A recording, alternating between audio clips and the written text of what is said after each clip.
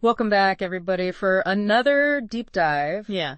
Where we take the stuff you send us and try to really figure out what's going on. Always an adventure, right? Always. And today we are going to the village of Seri in Nepal. Oh, wow. Yeah. This is a place so isolated it hasn't even seen a car. Really? Yeah. Wow. It's in the mountains. Yeah, I can imagine. We found an article in the Gorkha Times called The Dream Bridge, and it is really a story that will stick with you. It's about loss and resilience and just the incredible ways that children process grief and find hope, even in like the most challenging circumstances. Yeah. I mean, when you think about a place that's that isolated from the modern world, Right. it's really something. Right. It speaks to something very, very deep within us, I think. And that's one of the things we're going to explore today. The village is cut off from the world in many ways, and it's even more so because there's a broken cable bridge across the Mugu Karnali River. Oh, wow. Yeah. So they're even more isolated. Even more isolated. So you've got these two young brothers, and they lost their mother in a tragic accident on that very bridge. Oh, how awful. And the article describes them offering leaves and flowers to the river. Okay. And this is a Hindu practice known as a puja. Right. It's making an offering to deities. What got me is they believe that the river will carry their offerings all the way to Kathmandu to the Hindu god Pashupatinath. It's interesting how they incorporate the natural world into their belief system. Right. Like the river is an active participant Yeah. in their spirituality. Yeah. It's not just a body of water. Right. Right. It's a sacred conduit Yeah. to the divine. And they are actually communicating with a world they're still trying to understand. Yeah. Especially after this horrible loss. Yeah. Trying to make sense of it all.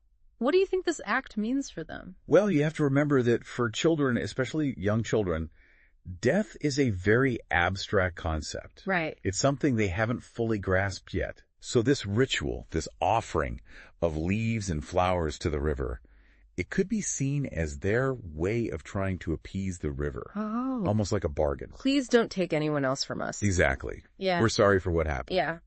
It's like bargaining with fate itself It is. with the only tools they have. Using what they know, what they Yeah. understand. Yeah. Heartbreaking and also incredibly insightful. It is.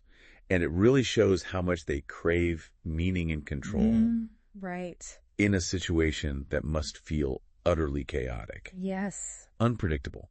And it's a powerful reminder that even in the face of tragedy, children are constantly trying to make sense of the world. Right. Always trying to figure things out.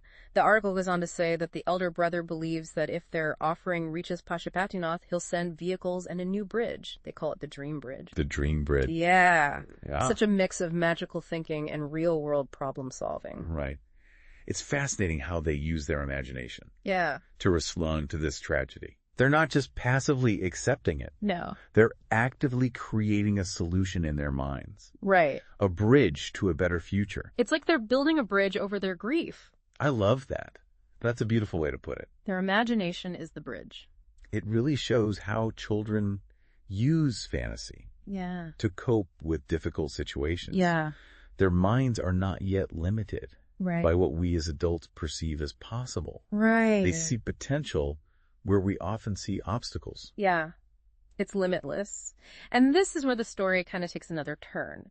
A New Zealander named Simon witnessed this ritual, and he contrasted their lives with those of children in more developed areas. Kids who are probably, on the internet or having dinner at a restaurant with their family. Right, different worlds. Totally different. It really makes you think about the range of experiences. It does. It's a stark reminder of global inequality Right. and how differently children experience the world.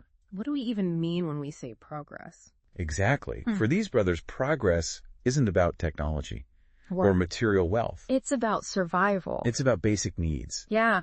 The safety of their community. Absolutely. And it's a powerful reminder that even something as basic as a safe bridge is out of reach It is. for so many. For so many people around the world, it's something we take for granted. Now, before we start talking about what we can do about that, I want to share one of the most powerful quotes from the article. This is really the heart of the story. The elder brother says, I'm quoting here, "I will bring vehicles to my village. I will construct a bridge across the river and snap all these ropes. After that, no mothers will fall into the river and die." Wow. Yeah, just wow. That is incredibly powerful. It says so much about how children process these kinds of traumas. Yeah, when I read that, I was floored. He's channeling his grief Yes. into a goal, a mission, To protect his people. to prevent further tragedy. It shows his empathy, Yeah. his love for his mother, and this fierce determination to build a better future. Yeah, he doesn't even know how he's going to do it, but he's going to do it. Right. It's not about the how yet. It's about the will. He's not waiting for somebody else to do it. He's Yeah. taking ownership. Exactly. It reminds us that even children can be agents of change. And they dream big. They do. Mm, And they strive for a better world. It's inspiring. it really is. And it makes you wonder, what could we accomplish Yeah. if we held on to that kind of hope and determination? And it's like he sees the injustice of it all, you know, Yeah. and he's trying to prevent it from happening again. Like, we think about building a bridge and we think about the money and the permits and the engineering. Right. All the logistics. Yeah, but for him, it's just build bridge, save lives. It's that simple. Yeah. Like kids haven't learned to doubt what's possible yet. Yeah, and I was thinking about that saying, right? Which one? It's easier for a camel to go through the eye of a needle than for a rich man to enter the kingdom of God. Oh, yeah. And I was thinking maybe it's easier for a kid to imagine building a bridge than for an adult to get over their cynicism. That's a good point. You know what I mean? Yeah, like Well, we lose that They lose that. clarity of vision. We trade wonder for practicality. Yeah, we get caught up in the how. Yeah, but we lose the why. We do. What if we approached our problems like that kid? With that kind of faith. Yeah, just like go for it. What could we do? It's exciting to think about. It is. Just like tap into that, like that optimism. Yeah, like that pure creativity Yeah. that children have. And this story, I think, kind of shows us how. It does give us a little push. Yeah. I mean, if these two little boys can imagine a bridge over this huge river, Yeah. we can find ways to bridge the gaps between us. You know, one thing that I noticed in the article was it didn't say if anybody helped these kids. Oh, that's interesting. It made me wonder, like, what kind of support is there for kids in places like that? Yeah, that's a good question. Like, do we have a duty to help? Even if they're far away. Yeah, even if they're far away. And if we do, what does that look like? Yeah, is it money? Is it building stuff? Is it education? Or is it something else? Right, is it something more? Yeah, like hope, Yeah, connection. These are tough questions, they are. but this story makes us think about them. It does. It's like their well-being is connected to ours, It is. We're all connected. and that their story is everyone's story. Yeah, it goes beyond just Nepal. Yeah. It's about being human. Loss and resilience. Exactly. And it reminds us that even the smallest things can make a difference. Like putting flowers in a river. Yeah, it can be a powerful symbol Yeah. of hope. You know, it's amazing how this story from a little village in Nepal can feel so close to home. It is kind of universal, isn't it? This whole idea of the dream bridge, like, it's not just a bridge over a river. No, it's so much more. It's like a bridge between despair and hope, Yeah, between loss and healing. between what is and what could be. Like a bridge between us and them Right, like here we are talking about it. on the other side of the world. Yeah, and it's like their story is our story. It is the power of storytelling. Yeah, it connects us. Makes us think about our own dream bridges. That's a good point. You know, those things we want but seem impossible. Yeah, What would it take to start building them? that's a good question for our listener. What would you say to those brothers? If you could. What did their story awaken in you? Yeah, I think I'd just tell them to never stop dreaming. yeah.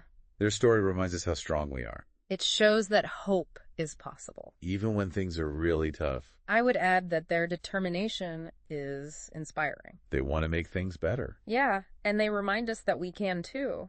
no matter how small our actions seem. Yeah, so listeners, as we finish up our deep dive into the Dream Bridge, We hope you'll take this story with you, let it remind you that hope is powerful that people are resilient. and that we're all connected Maybe it'll even inspire you to build a bridge of your own, in your own life. no matter how big or small. Yeah, so that nobody has to be alone in their struggles. Exactly. Thanks for listening, everybody.